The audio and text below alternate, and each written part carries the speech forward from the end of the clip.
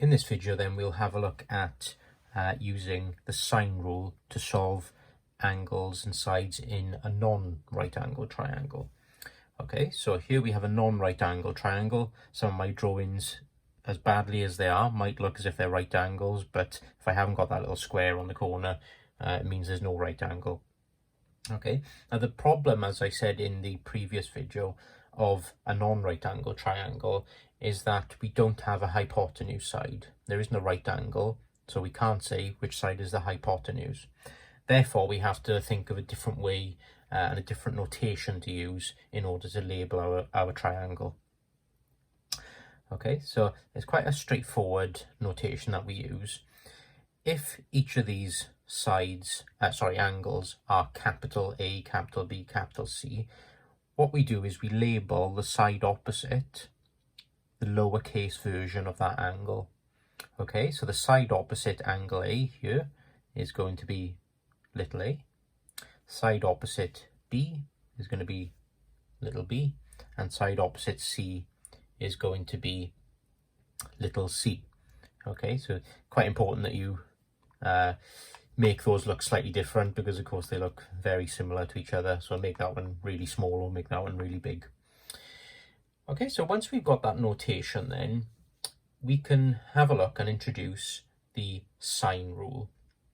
Now, I'm going to be dealing with mainly triangles that are labelled A, B's and C's because it relates to the formula that I've written down. But of course, if this was X, Y and Z, for example, you'd have to have lowercase x, lowercase y and lowercase z. Okay, so you'd either have to relabel the formula or relabel the triangle. Right, so the sine rule then is this. A, so little a, over sine A is equals to B over sine B is equals to C over sine C. Okay, so this is the sine rule. So it looks a bit strange, of course, because we've got two equal signs in there and three fractions. You don't tend to see that in an equation. But what we'll see is we only end up using two of these at a time. Okay, so, you know, we could have to solve something like that, or that, or that. Okay, so as you notice, there are fractions in here. You've got to be very comfortable with cross multiplication. Okay, when we get on to solving some of these. Now, it's very important then when to use the sine rule. So we use the sine rule when we are given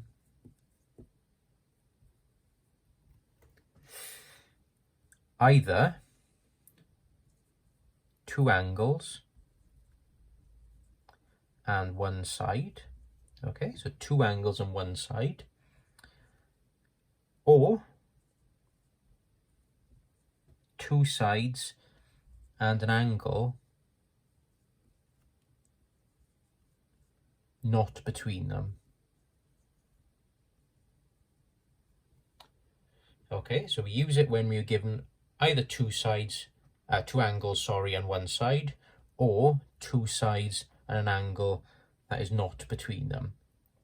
Okay, now later on we'll be looking at the cosine rule, and there are different parameters when to use the cosine rule. Okay, let's have a look at an example then of a sine rule question. So first of all, of course, we notice we've got two angles and a side, and remember, looking back at when we use a sine rule, that is one of the options to use in the sine rule. Yes, when we had two angles and one side. So first thing we've always got to do is we've got to label up our triangle. Okay, so we've got little a, little b and little c. And going on from there, it's always nice to try and get as much information from the triangle as we can looking at it. We might not need the extra information, but the more we can get, the better. So looking at this then, it might be useful to work out what angle B is. Okay, so we haven't been asked for it, but let's work it out, just in case. So 180 degrees in a triangle, and if we take away the angles that we've got, it will give us B as 66 degrees. Okay, so as much information that we can put into the sine rule as possible will make things a little bit easier for us. Right, now then we want to write out the sine rule. So remember, A over sine A equals B over sine B equals C over sine C. So A then, so if I just write down the sine rule quickly.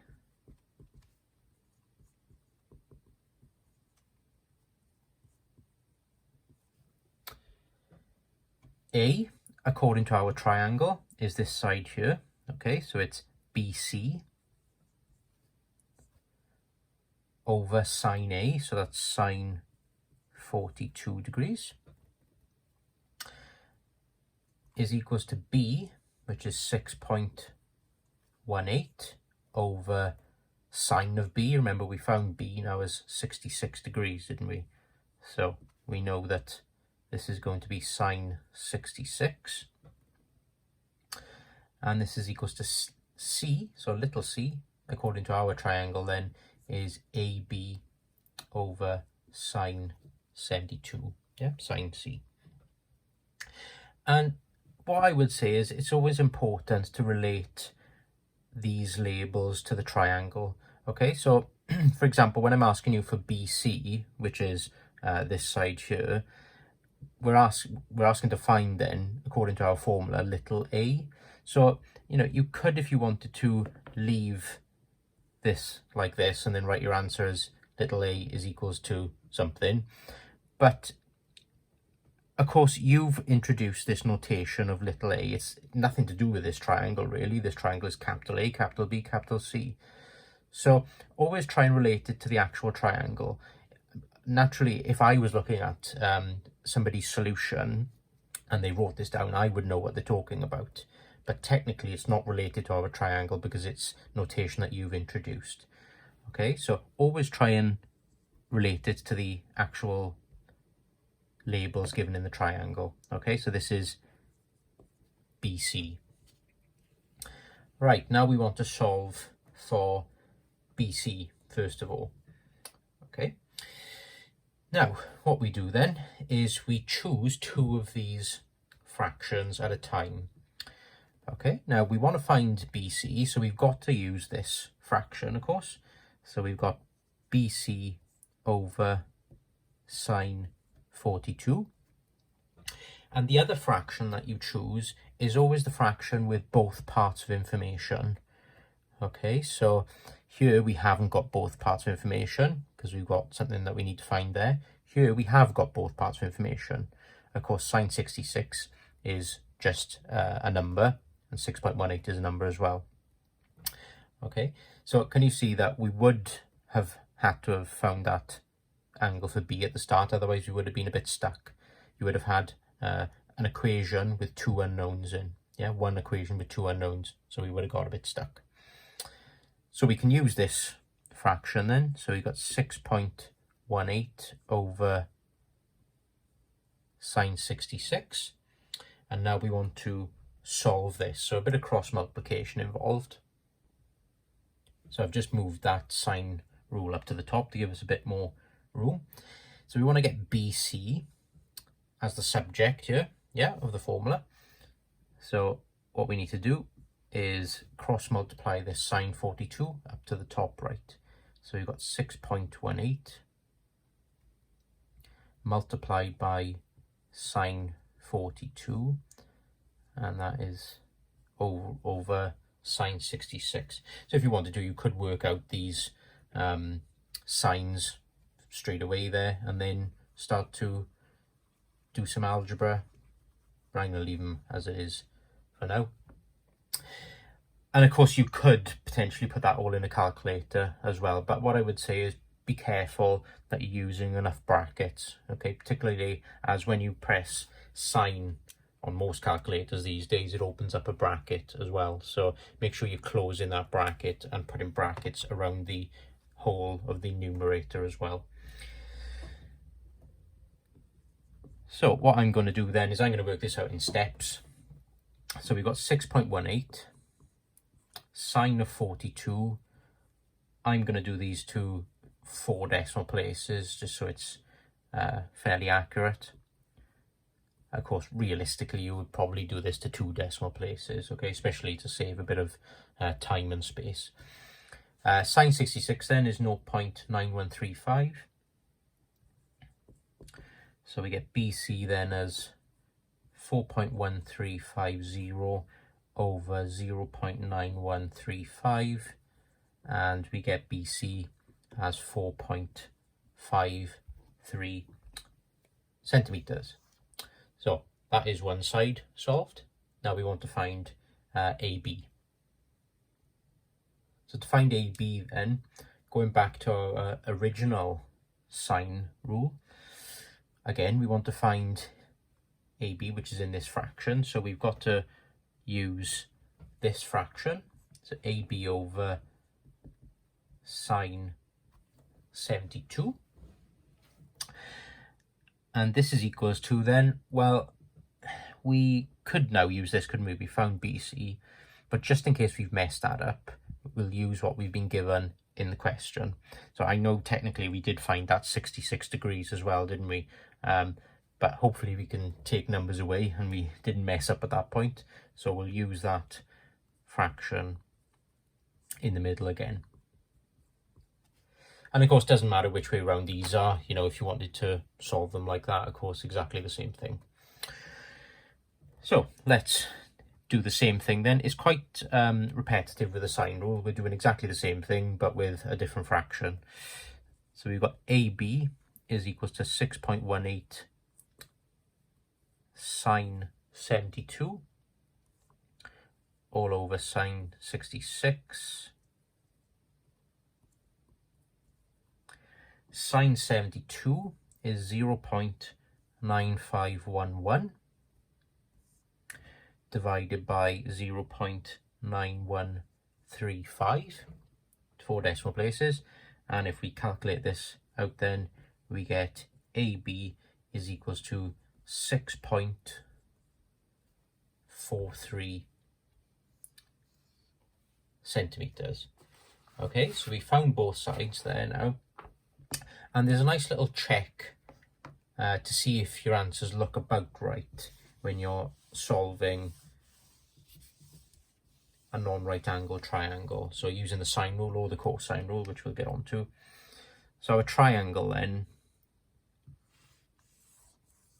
looked a little bit like this. So fairly badly drawn again. So we've got ABC. This was 42 degrees. This was 66 degrees. This was 72 degrees. Of course, not drawn to scale, so these angles might not look representative. And the sides then we had as 6.43 centimeters, 4.53 centimeters, and 6.18 centimeters. Now, a nice little check with these to see if it looks about right is the biggest side should be opposite the biggest angle, and the smallest side should be opposite the smallest angle. So biggest side here was this one, and the biggest angle was 72, so that looks right. Smallest side opposite the smallest angle, so that looks right, and we've got the one in between there. Okay, because of course, as an angle opens up, the side opposite will also open up, yeah? Will be longer. So it doesn't necessarily mean you've got the correct numbers, of course, but if that happens, then you've probably got it right, okay? So it's just a nice little check in order to do once you've finished the question. Next example then, which is slightly different to the last one. Now in this case, we've been given 2 sides and the angle that is not between them. Okay, so remember when we were looking at when you use the sine rule, this was one of the other options, okay? So we start off in the same way. Side opposite angle A is little a, side opposite angle B is little b, side opposite angle C is little c. Now let's look at the sine rule then and start to put this into the sine rule. So we're asked for these, okay? Angle A, angle C, and length of AB. So the sine rule then, remember A over sine A.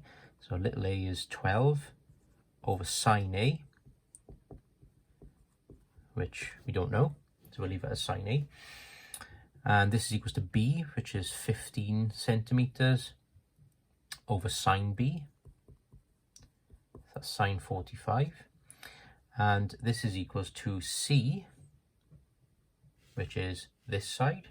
Of course, according to our triangle, it's AB, yeah, capital AB. And this is over sine C. Now that might be a bit of an issue because of course we've got two unknowns there in one fraction. So how are we going to tackle that? Well, of course, once we find one more angle on this triangle, we can then take those away from 180 and we'll get that one remaining angle. Okay, so very important we don't mess the first angle up that we find because it's going to mess up everything else that we do. So we're asked to find A first, so angle A. So we've got to choose this fraction, and there are other ways of writing the sine rule, okay? You see these sometimes with these flipped over as well, exactly the same thing. I just rather be consistent and use this all the way through. So we've got 12 over sine A, and this is equals to, remember now we've got to choose the one with both parts of information. So we've got 15 over sine 45, and now a little bit of cross multiplication. Okay, so I'm going to take this to the top right, take this to the top left, and take the 15 back underneath. Okay, so if I do it in steps, then we've got 12 sine 45, and this is equals to 15 sine A. So I've just taken it all onto the top, and then we want to divide through by 15. Okay, so we've got 12 sine 45 over 15 is equals to sine A. Right, so let's work out these numbers then. So of course sine 45 is a number.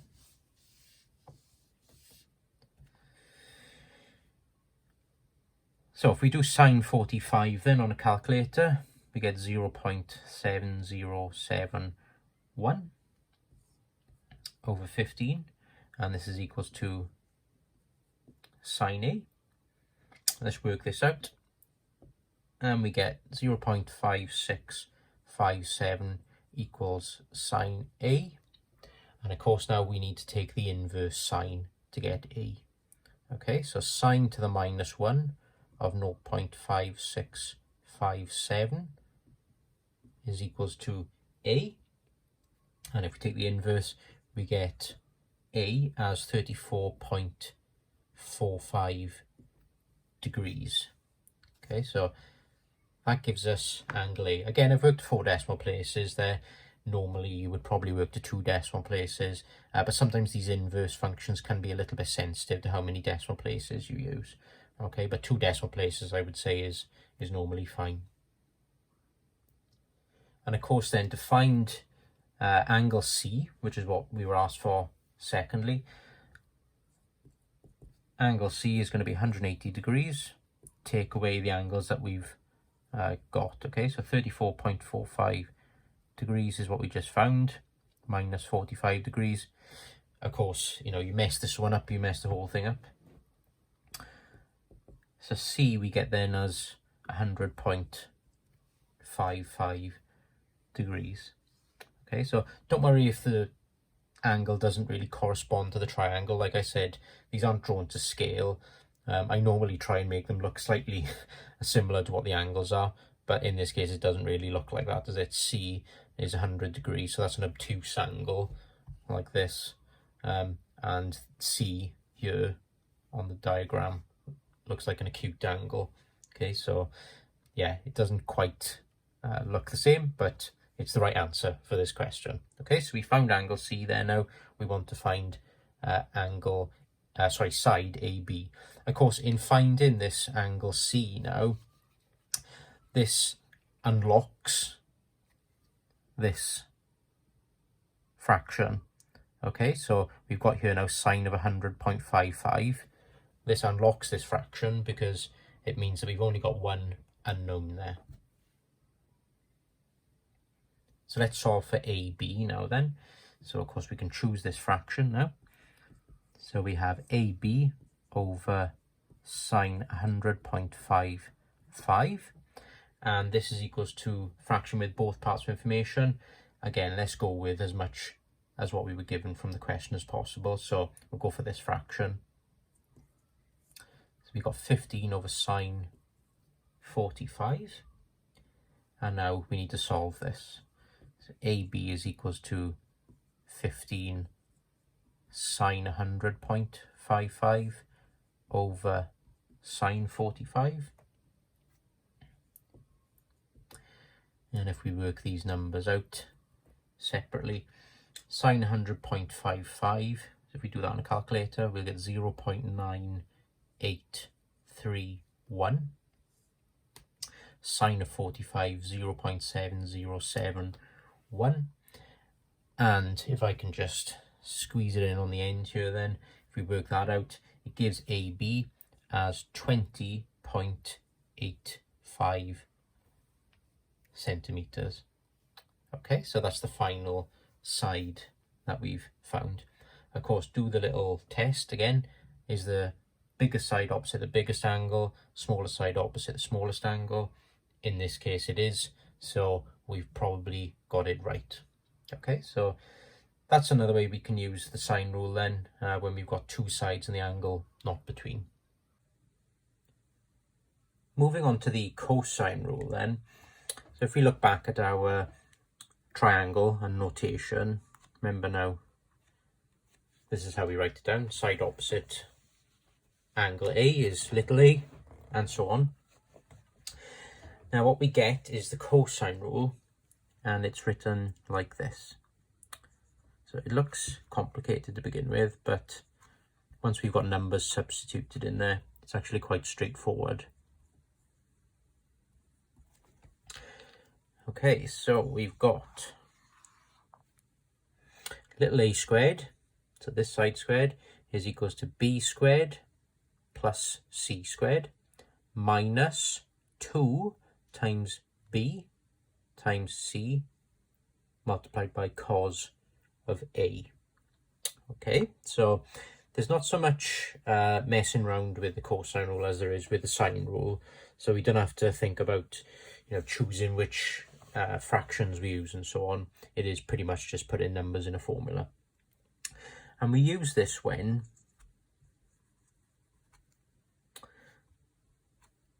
we are given two sides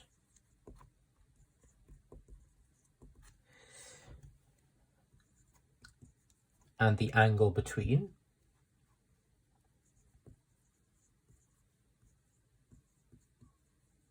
Okay, so two sides and the angle between.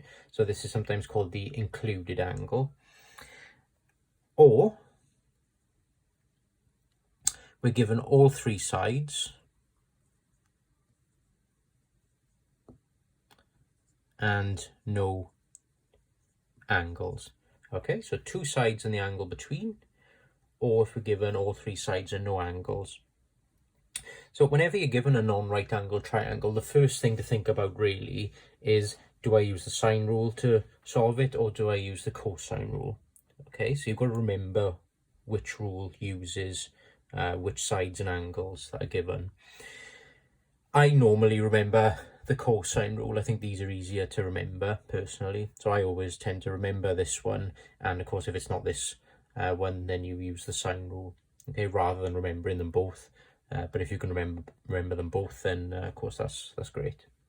So let's have a look at an example then of using this cosine rule. So we've been given a triangle then, non-right angle triangle, and we've been given angle A is 40 degrees, side AB is 12 meters, and side AC is 8 meters. So label up our triangle first. We've got a little A, B, and C.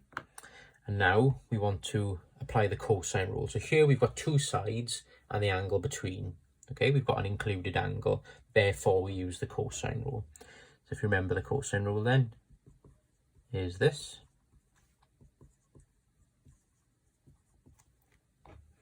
And you've always got to be careful with this part in particular, because you've got multiple things multiplied together and you've got a minus there as well. Okay, and you're taking cos of an angle sometimes, so you've got to be careful.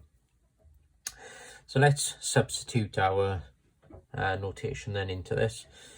So little a then, of course, according to our triangle, is BC squared, and this is equals to b squared, so we've got 8 squared plus 12 squared minus 2 times 8 times 12, and I'll have to squeeze it in on the end here, and that's multiplied by cos of 40. Okay, so we've got minus 2 times 8 times 12, and that's multiplied then by cos of 40 that I can't fit in there on the end. So let's work these out then. So 8 squared, you should be able to do these in your head. So you've got 8 squared is 64, 12 squared is 144, minus 2 times 8 times 12 is minus 192, and cos of 40 is 0.7660. Could have done that all in one go, of course. I'm just doing it in steps here for the sake of this example. So what we're left with then is BC squared. Add these two together, we get 208. Multiply those together, we get 147.072. Take these away, and we get 60.93. Of course, you should always end up with a positive here, because we're going to have to take the square root at the end, and we can't take square root of a negative number, so always be careful with this part here. And of course, depending on this angle, sometimes this can come out as a positive. Okay, so just be careful, because you end up with double negatives, I mean. Right, so let's take the square root of both sides then, and we get BC as square root of 60.93, which is 7.81 meters. Okay, so we've just asked to find BC in this case then, and BC is 7.81. Of course, if you wanted to go ahead then and find the other angles, you could use a combination then of either the sine rule or the cosine rule again. Okay, but for this one, we've just been asked to find BC. Next example, so we're given 3 sides here and no angles, and now we've been asked to find angle A. Okay, so we're after this angle here. So label up the triangle A, B, and C. And now we just need to put this into the cosine rule.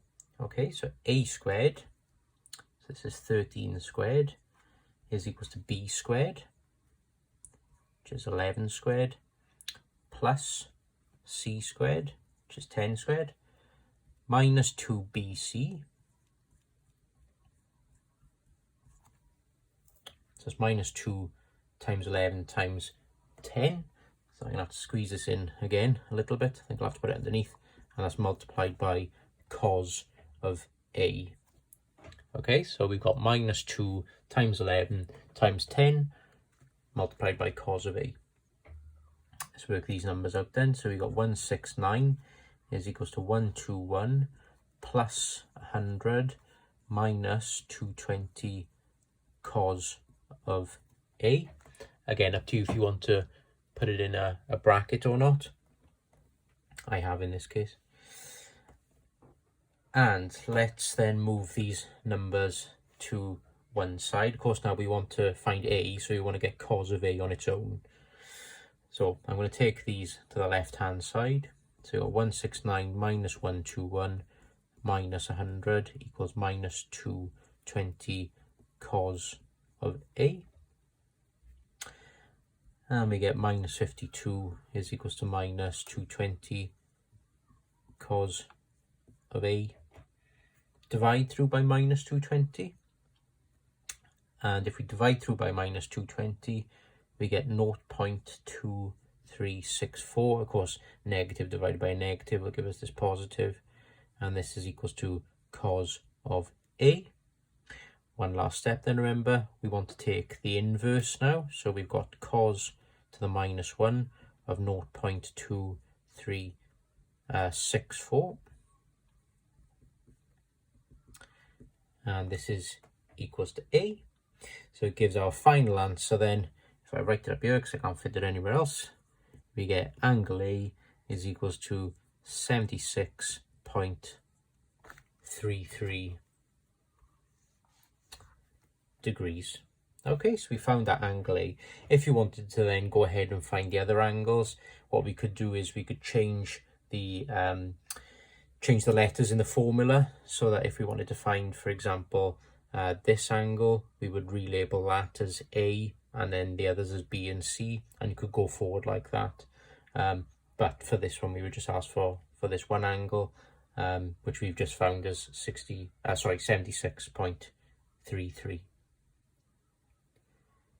If you did want to find the other angles in the triangle, though, like I said, you could either start to use the sine rule or use the cosine rule, because we've got quite a lot of information there now. If we wanted to carry on using the cosine rule, what we'd have to do is either relabel the triangle or relabel the formula.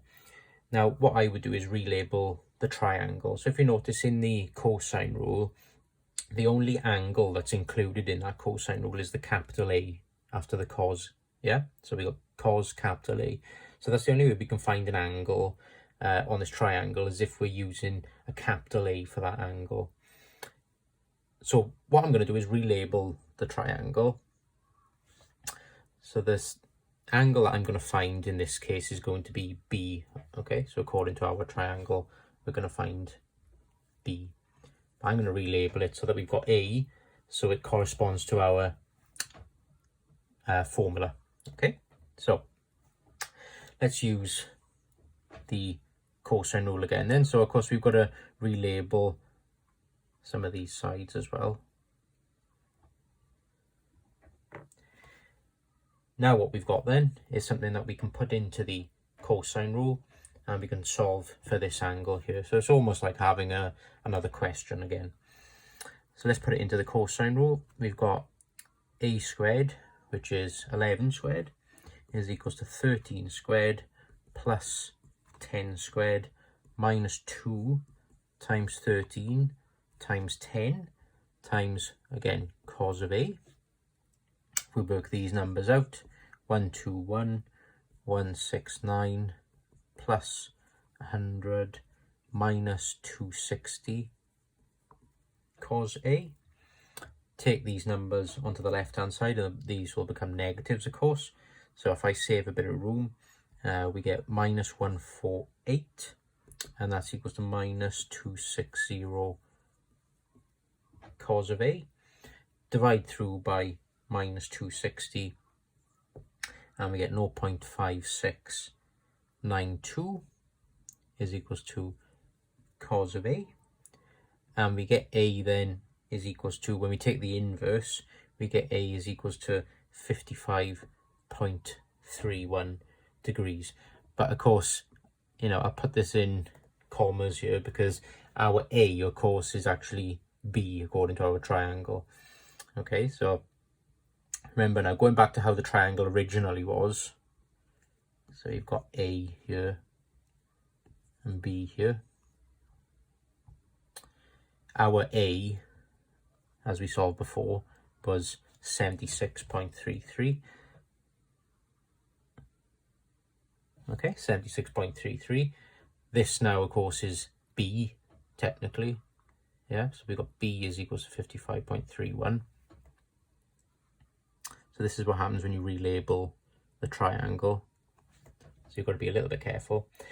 And of course, now to find that one remaining one, we can just take them away from 180. Okay, so 180 take away 76.33, and if we take 55.31 away as well, we'll get C as 48.37. Okay, so that's one way of doing it. Like I said, you could have used the sine rule as well. Arguably, in this case, it would have been slightly easier, as you wouldn't have to have necessarily relabeled the triangle. But because I want to go through a bit of practice on cosine rule, I've done it this way. Okay, so just always be careful if you have to relabel your triangle or relabel your formula. But remember, the angle that you want is always this one on the end of the formula. Okay, so that's the cosine rule covered.